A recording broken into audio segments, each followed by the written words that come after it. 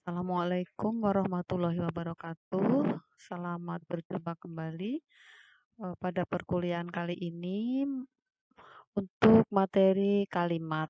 Kita lanjutkan untuk pertemuan yang eh, 6 ini membahas kalimat pada tahap yang kedua.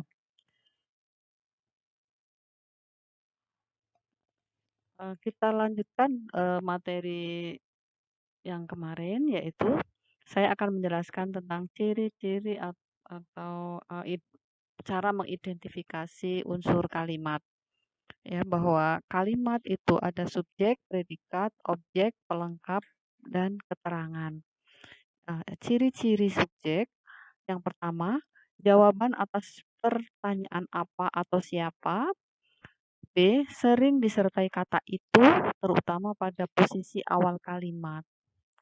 Ya, contohnya misalnya ibu memasak nasi. Jadi jawaban atas pertanyaan apa atau siapa. Siapa yang memasak nasi? Maka jawabannya ibu. Maka subjeknya adalah ibu. Sering disertai kata itu. Ibu itu memasak nasi. Nah, itu adalah penanda subjek. Jadi subjeknya adalah ibu itu. Kemudian ciri yang ketiga, dalam kalimat majemuk sering didahului kata bahwa. Jadi nanti ketika kita mempelajari kalimat majemuk, ketika muncul kata bahwa itulah penanda subjek. Mungkin juga penanda objek. Yang berikutnya, ciri subjek mempunyai keterangan pewatas yang. Ini muncul pada pertanyaan mahasiswa kemarin, masuk dalam pertanyaan. Iya betul, keterangan pewatas itu misalnya ibu yang itu. Nah, artinya untuk mewatasi ibu yang mana? Ibu yang itu, ibu yang berbaju hijau itu. Nah, itulah subjek. Ibu yang atau anak yang, orang yang, itulah penanda subjek sebagai identifikasi. Kemudian subjek tidak pernah didahului oleh preposisi. Kita pernah membahas bahwa yang didahului preposisi adalah keterangan. Subjek biasanya berupa nomina. Secara umum subjek ini nomina atau kata benda atau frasa nomina atau frasa benda. Kemudian unsur yang kedua adalah predikat. Ciri predikat yang pertama umumnya merupakan jawaban atas pertanyaan mengapa atau bagaimana S, ya. Mengapa subjek tadi ibu memasak nasi. Bagaimana ibu? Nah, memasak, maka memasak penanda masuk dalam predikat. Predikat cirinya dapat diingkarkan dengan kata tidak atau bukan, ya. Jadi kita bisa cek mana kata yang bisa ditambahkan kata tidak atau bukan, itulah predikat. Ciri yang ketiga dapat disertai kata-kata aspek dan modalitas, ya. Kata-kata aspek dan modalitas. Modalitas itu misalnya ada kata ingin, ada kata mau, mari. Nah, itu akan misalnya itu penanda modalitas. Predikat disertai kata adalah atau ialah. Nah, jika muncul kata adalah atau ialah itu penanda predikat.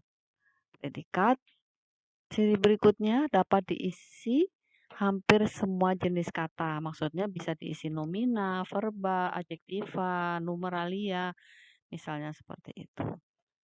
Contoh kalau yang predikatnya rata-rata memang kalimat bahasa Indonesia predikatnya verba atau kata kerja, ya. Ibu memasak nasi, memasak tuh verba. Kalau predikat nomina misalnya kakak dokter. Nah, dokter itu nomina. Kemudian adjektiva, adik rajin. Nah, rajin itu predikat adjektiva. Kemudian predikat numeralia misalnya kucingnya 5 misalnya. Itu predikat numeralia atau angka. Ciri yang atau unsur kalimat berikutnya adalah objek. Objek mempunyai ciri yang pertama, pada umumnya keberadaannya bersifat wajib. Ya, artinya biasanya dalam kalimat itu ada memang yang wajib itu subjek predikat, tapi biasanya rata-rata kalimat bahasa Indonesia tuh muncul objek, ya.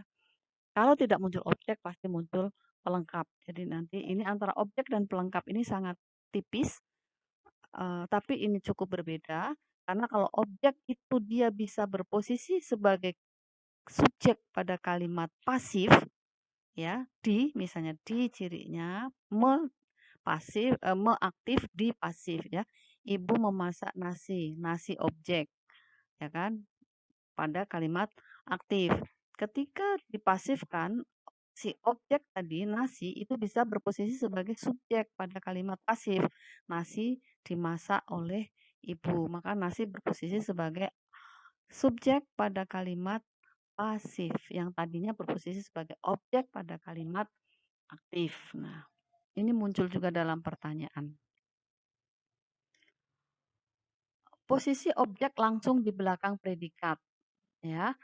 Langsung di belakang predikat tadi. Objek sama dengan subjek tidak didahului oleh preposisi.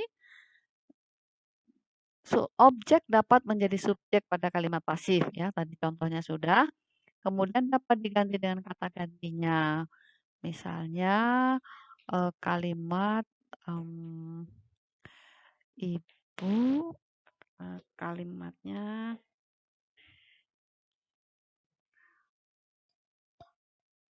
ibu memberi adik, ya, ibu memberi adik buku misalnya. Ibu memberinya buku, ibu memberi dia buku, ibu memberinya buku. Jadi ini nya di situ sebagai kata ganti karena dia diberi ibu buku. Buku itu sebagai pelengkap. Nya itu adalah objek atau sebenarnya kata ganti dia misalnya atau mereka atau siapapun yang berposisi sebagai objek, biasanya objeknya nomina. Nah, sekarang kalau kita bandingkan dengan pelengkap, pelengkap itu pada umumnya keberadaannya sebenarnya wajib ketika di belakang predikat itu tidak ada objek. Maka biasanya yang muncul adalah pelengkap. Jadi pelengkap itu akan muncul di belakang predikat ketika kalimat itu tidak ada objeknya. Nanti bisa dilihat pada contoh-contoh di belakang. Pelengkap langsung di belakang predikat tidak dapat menjadi subjek. Nah, bedanya objek dan pelengkap ini ada di dalam pertanyaan. Bedanya objek dan pelengkap adalah bahwa objek bisa berposisi sebagai subjek dan pelengkap tidak bisa berposisi sebagai subjek pada kalimat pasif. Tidak dapat diganti dengan kata gantinya. Ini jadi perbedaannya seperti itu.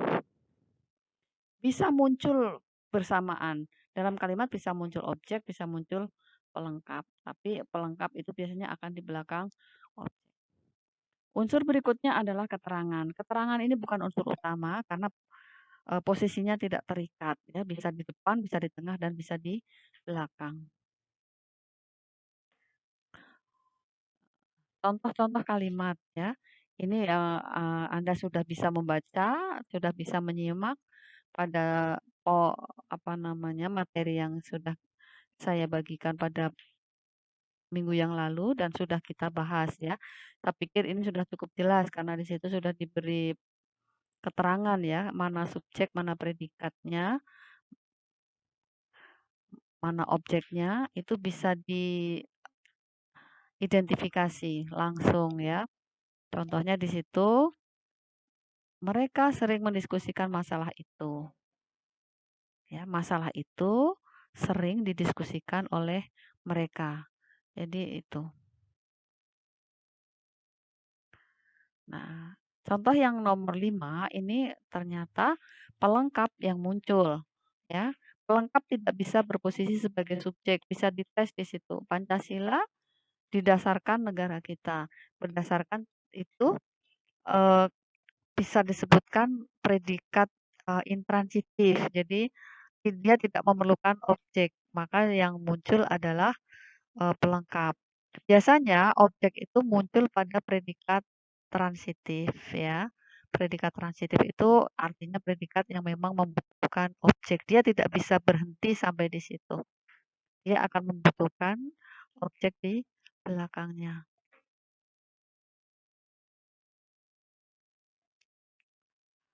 Contoh lebih jelas lagi di nomor 6, beliau menjadi kepala sekolah. Kepala sekolah dijadi beliau, tidak bisa ya. Jadi itu pelengkap atau kepala sekolah bukan objek karena jadi cara mengetesnya begitu. Dosen memberi saya tugas baru. Nah, ini muncul dua-duanya. Bisa dites di situ bahwa objek bisa berubah menjadi subjek. Saya diberi dosen tugas baru. Nah, terlihat jelas ya di situ. Dia dicarikan beliau pekerjaan yang layak. Nah, mana yang berdiri sebagai atau berfungsi sebagai objek atau dan mana yang berposisi sebagai pelengkap itu terlihat dalam kalimat. Ini masih kalimat tunggal ya. Ini SPOK standar ya. Biasa kita mempelajari kalimat itu SPOK.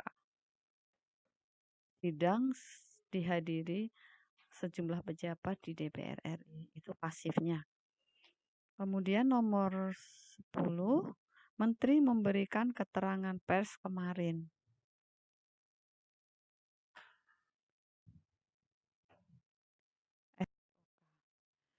Kita lanjutkan pada kalimat majemuk.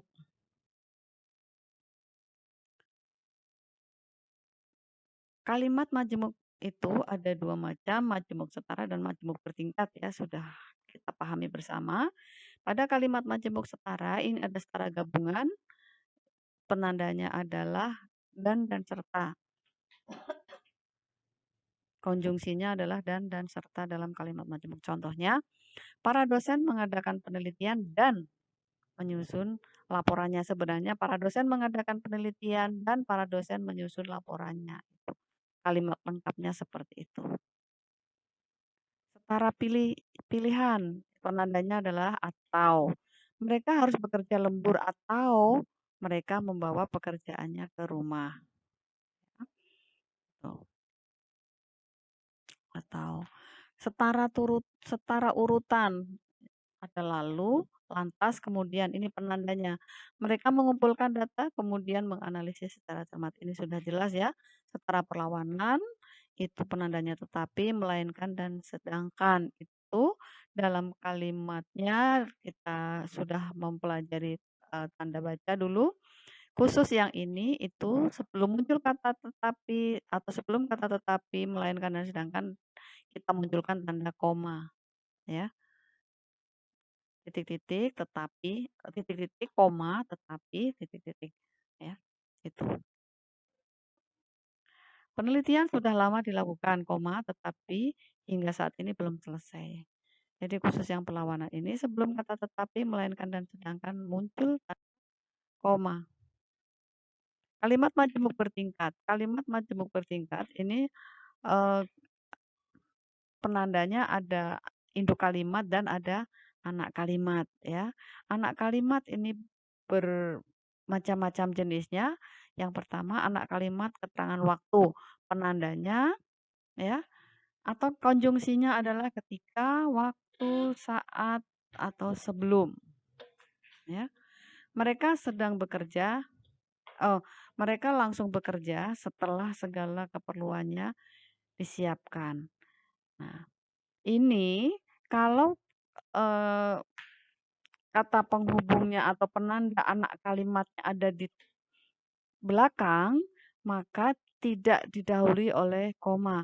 Tetapi kalau anak kalimatnya ada di depan, maka sebelum induk kalimat itu diawali dengan tanda koma atau didahului oleh tanda koma. Setelah segala keperluannya disiapkan, koma, mereka langsung bekerja. Anak kalimat keterangan sebab, penandanya adalah sebab, karena, lantaran, sama ya. Ketika dia ada di depan, maka didahului tanda koma, seperti ini. Karena umurnya belum cukup, koma, dia tidak diterima di sekolah itu. Atau dia tidak diterima di sekolah itu karena umurnya belum cukup, ya, tanpa ada tanda koma. Anak kalimat keterangan akibat, itu penandanya adalah sehingga. Laporan penelitian itu belum selesai sehingga belum dapat disampaikan kepada kepala sekolah. Anak kalimat keterangan syarat, penandanya jika, apabila, kalau, andai kata. Jika ingin hidup enak, koma, kita harus bekerja keras. Anak kalimat keterangan tujuan, penandanya adalah kata agar, supaya, untuk, demi. Agar pekerjaan dapat diselesaikan dengan baik, koma, kita harus berdisiplin. Anak kalimat keterangan cara, penandanya dengan dan dalam. Dengan menunjukkan barang bukti, saksi itu menjelaskan peristiwa penipuan yang dialami. Anak kalimat keterangan konsesif ya. Konsesif itu konjungsi perlawanan, meskipun, walaupun, kendati pun, tapi kendati pun ini jarang digunakan. Ya. Meskipun hari masih pagi, para siswa sudah banyak yang datang. Ya, perlawanan. Nah, anak kalimat pengganti nomina, ini yang muncul dalam pertanyaan juga, ya. Nah, ini kita kembali ke ciri subjek ya. Ciri subjek itu bahwa keterangan eh, eh, dalam kalimat majemuk akan muncul bahwa sebagai penanda subjek ya. Ini pengganti nomina subjek ya. Benda. Bahwa dia sering terlambat. Nah, penandanya adalah kata bahwa sudah mereka maklumi. Ini kata bahwa sebenarnya sebagai penanda pengganti benda nomina ini. Anggota DPR itu mengatakan bahwa jadi ini subjeknya adalah bahwa semua orang harus menghormati anggota DPR itu. Bahwa semua orang harus menghormati hukum, ya, dikatakan oleh DPR itu.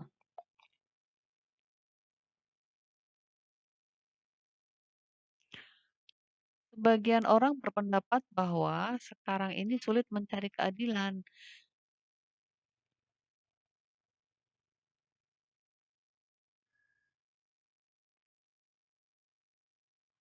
Bahwa sekarang ini sulit mencari keadilan adalah pendapat sebagian orang.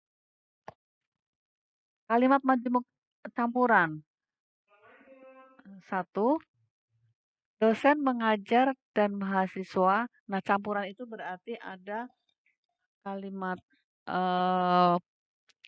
majemuk setara dan ada kalimat majemuk bertingkat.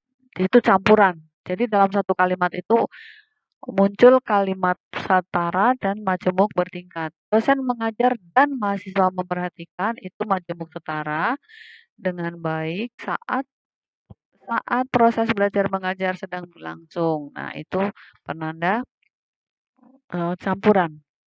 Ketika pimpinan memberikan arahan, semua karyawan mengikuti dengan sungguh-sungguh dan mendiskusikannya dengan baik ya. Bisa diidentifikasi.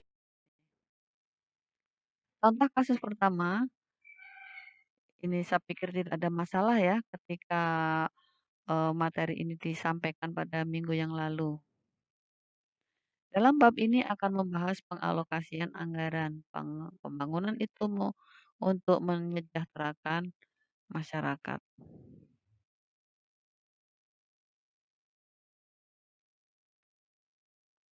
Kalimat 1 tidak lengkap karena tidak ada subjeknya, sedangkan pada kalimat kedua tidak ada predikatnya, ya kan? Perbaikannya dalam bab ini atau bab ini akan membahas pengalokasian anggaran. Dalam bab ini akan dibahas pengalokasian anggaran.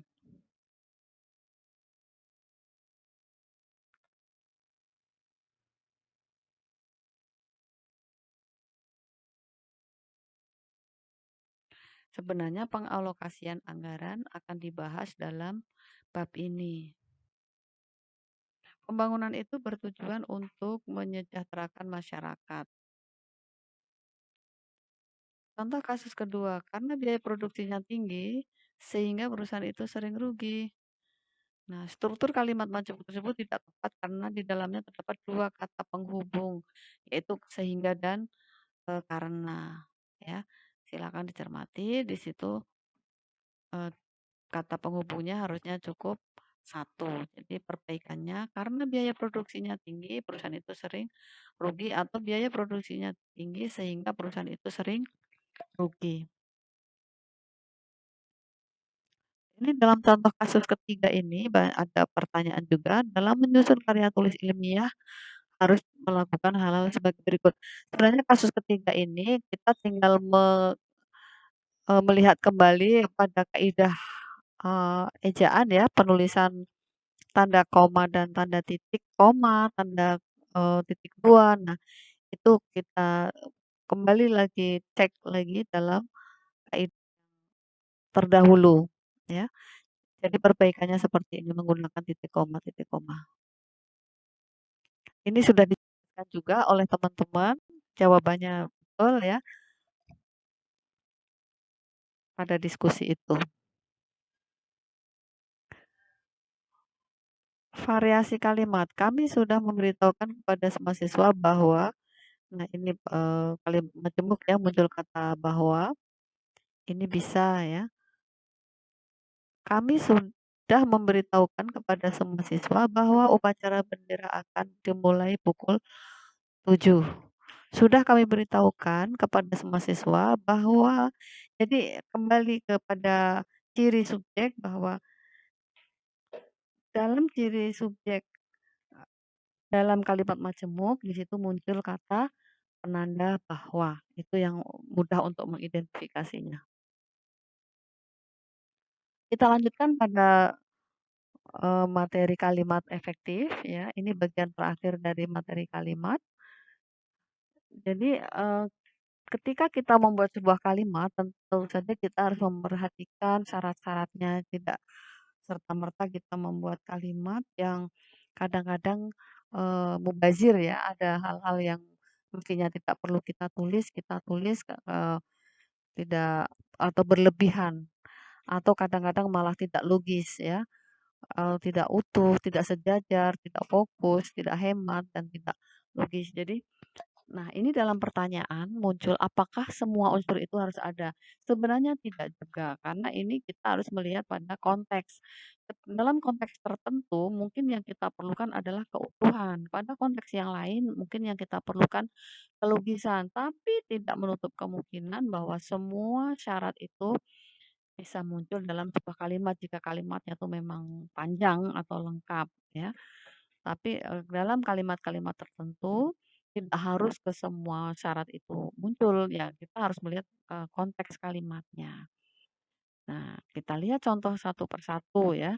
Misalnya contoh kalimat yang tidak, eee, efektif dari segi keutuhan.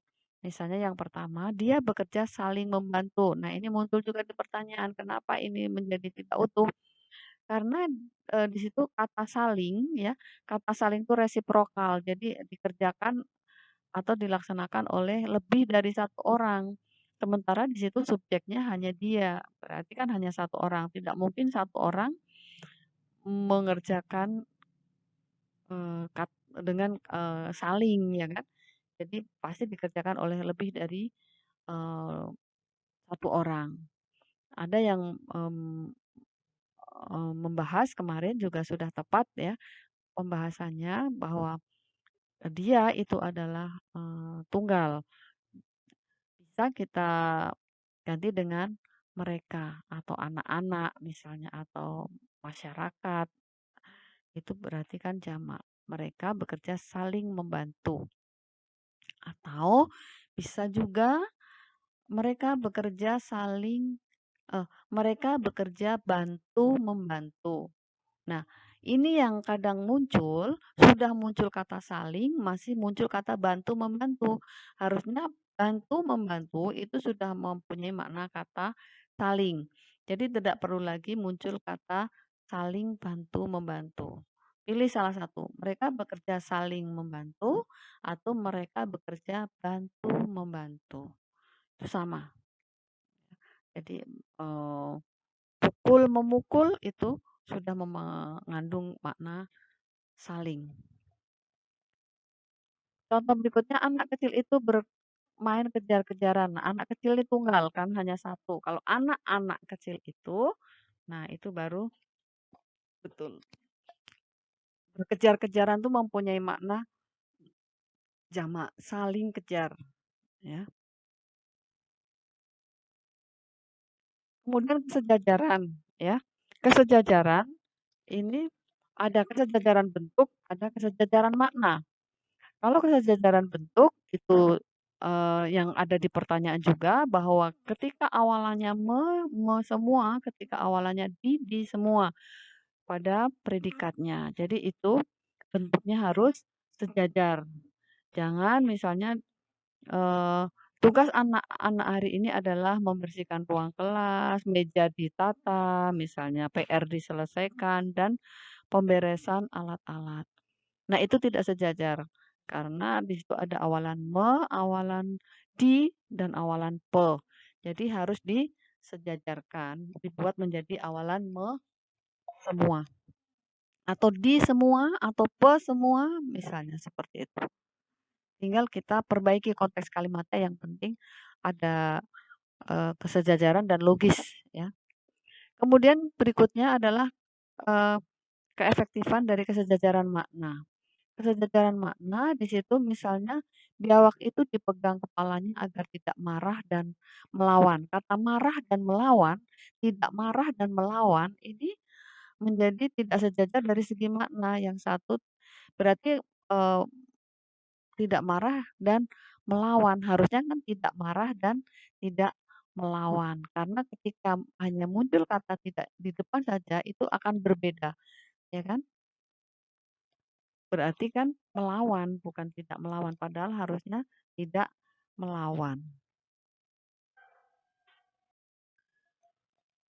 Keefektifan berikut adalah kefokusan. Nah, kefokusan di sini ada dua, yaitu pengedepanan dan pengulangan.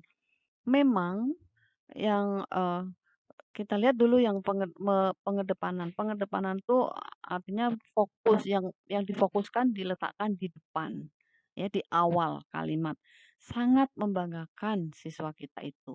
Artinya eh, itulah yang memang kita tekankan. Siswa kita itu sangat membanggakan.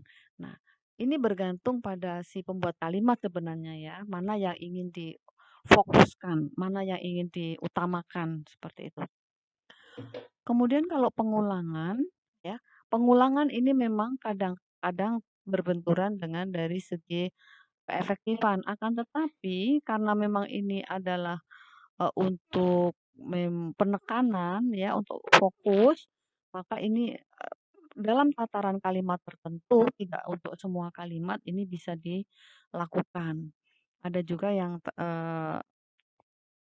dalam pertanyaan itu membuat contoh dengan pengulangan-pengulangan seperti ini, sebenarnya tidak apa-apa. Yang penting secara konteksnya betul, dan itu ketika tidak dilakukan seperti itu mungkin akan mengubah makna ya, akan apa namanya, nuansa maknanya akan berbeda.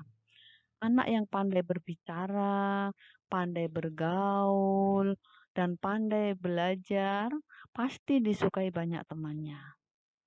Karena ketika kita ubah menjadi anak yang pandai berbicara, bergaul, pandai belajar, pasti, nah itu akan berbeda.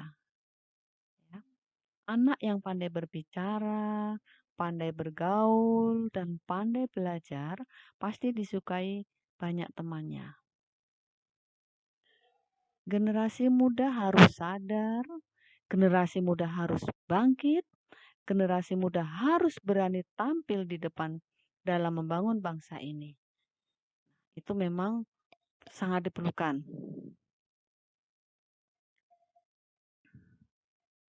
Kita juga, generasi muda harus sadar, harus bangkit, dan harus berani tampil di depan umum.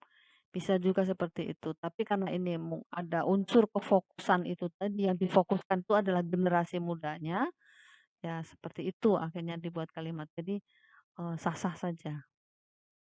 Kemudian keefektifan yang keempat adalah kehematan. Ya, dalam kehematan di sini ketika ada subjek ganda dalam sebuah kalimat, ini yang perlu diwaspadai ya. Ini saya tekankan betul nanti ketika UAS atau ujian tengah semester atau ujian akhir semester atau tengah semester, tolong diperhatikan betul ketika ada analisis kalimat, kemudian di situ ada kalimat majemuk dan di situ muncul subjek ganda, maka wajib dihilangkan subjeknya salah satu. Jadi cukup satu subjek ya. Jadi ini untuk keefektifan kalimat. Contohnya, pagi-pagi siswa itu sudah datang, kemudian siswa itu langsung membersihkan ruang kelas. Di situ tidak hemat karena subjeknya muncul 2 kali, yaitu siswa itu muncul 2 kali. Ya, maka kata siswa itu, frasa siswa itu hilangkan salah satu. Pagi-pagi siswa itu sudah datang, kemudian langsung membersihkan ruang kelasnya. Ini menjadi hemat. Jadi nanti dalam kalimat apapun silakan diidentifikasi, diingat betul bahwa jika ada subjek ganda dalam kalimat majemuk, maka cukup satu saja yang digunakan, mau di depan atau di belakang, yang penting kalimat itu tetap logis. Saat dia masuk ruang kelas, dia membawa tas. Nah, ini kata dia muncul 2 kali. Maka hilangkan salah satu. Kita coba hilangkan yang depan. Saat masuk ruang kelas, dia membawa tas. Saat dia masuk ruang kelas, membawa tas. Itu sebenarnya sama, ya. Mau dihilangkan yang di depan atau yang di belakang, yang penting cukup satu subjeknya. Tolong ya, ini diperhatikan ya yang penghilangan subjek ini. Kemudian kehematan yang kedua itu adalah penghilangan bentuk sinonim. Nah, ini juga harus diwaspadai betul ini. Nanti kalau di dalam UTS atau UAS muncul model soal-soal seperti ini, harus diwaspadai. Ya, bentuk sinonim ini penghilangannya seperti apa. Kita lihat contohnya. Menjaga kebersihan sekolah adalah merupakan tanggung jawab kita semua. Kata adalah dan merupakan adalah bentuk sinonim, maka gunakan salah satu. Menjaga kebersihan sekolah merupakan tanggung jawab kita semua. Ya. Contoh kedua, sejak dari tadi dia menunggu temannya untuk diajak pulang bersama. Sejak dari, kata sejak dan dari itu bentuk bersinonim. Gunakan salah satu. Sejak tadi atau dari tadi. Gunakan salah satu. Kalau tidak salah nih pada materi sebelumnya sudah pernah kita bahas. Nah, bentuk-bentuk yang harus muncul salah satu ini. Anak-anak terus giat belajar agar supaya, ya kan? Kata agar dan supaya ini bentuk bersinonim, maka gunakan salah satu. Anak-anak terus giat belajar agar hasil ujiannya memuaskan. Anak-anak terus giat belajar supaya hasil ujiannya memuaskan. Kehematan yang ketiga adalah penghilangan makna jamak ganda. Makna jamak ganda maksudnya itu sebenarnya satu bagian sudah bermakna jamak, bagian berikutnya masih dibentukkan jamak pula, ya. Contohnya di situ, sejumlah guru-guru. Sejumlah itu sudah bermakna ganda, guru-guru itu juga bentuk ganda, ya. Bisa kita ubah menjadi guru-guru berprestasi mendapat penghargaan atau sejumlah guru berprestasi mendapat penghargaan, sama saja. Tapi harus diwaspadai juga, sekali lagi saya tekankan, saya mohon diingat betul, ketika muncul misalnya seperti itu, sejumlah murid-murid, sejumlah mahasiswa-mahasiswa, banyak desa-desa misalnya, banyak desa-desa terlanda banjir, banyak itu sudah jamak, desa-desa juga jamak.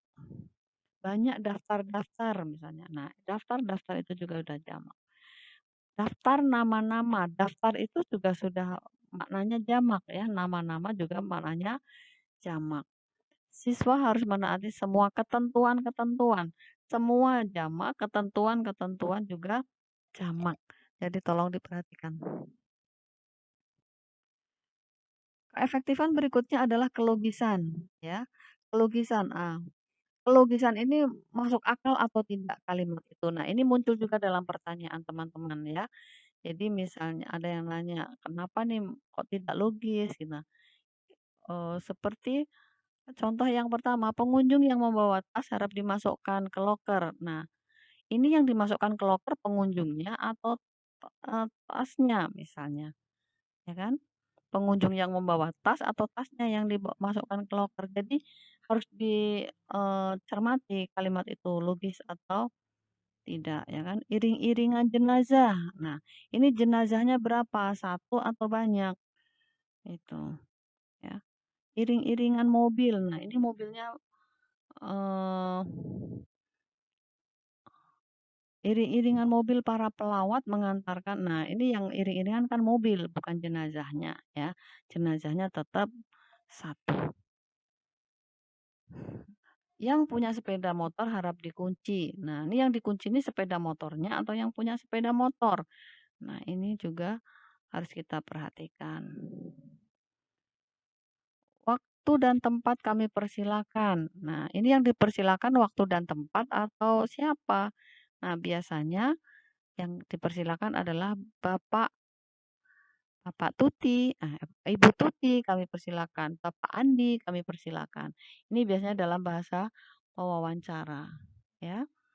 Seperti contoh lagi, pada pertemuan yang pertama kalau tidak salah juga sudah pernah kita bahas ya, kelogisan ini. Misalnya bus ini full atau penuh penuh toilet dan AC misalnya, dan AC ya kan. Berarti satu bus itu penuh toilet. Kalau AC masih mungkin ya, karena memang penuh dari depan sampai belakang ada AC. Tapi kalau penuh mobil ini penuh penuh AC dan toilet, berarti satu mobil itu toilet semua. Nah, itu kan juga tidak logis. Dilarang menaikkan dan menurunkan penumpang, dan itu sebagai penanda serentak. Jadi, apakah mungkin menaikkan dan menurunkan penumpang dalam waktu yang bersamaan, ya? Yang betul adalah menaikkan atau menurunkan. Nah, ini kembali sampai kita ke analisis paragraf ya. Ini, materi yang terakhir, jadi, jawaban teman-teman cukup beragam ya, apakah ini ditandai oleh kata kunci atau kata penghubung atau kata yang lain, sebenarnya bisa diidentifikasi per kalimat, diidentifikasi secermat-cermatnya. Jadi mungkin nanti pas UTS juga model soalnya akan seperti ini. Jadi identifikasi kalimat, identifikasi paragraf ya. Jadi, identifikasi paragraf membongkar sebuah paragraf dari unsur-unsur kalimatnya.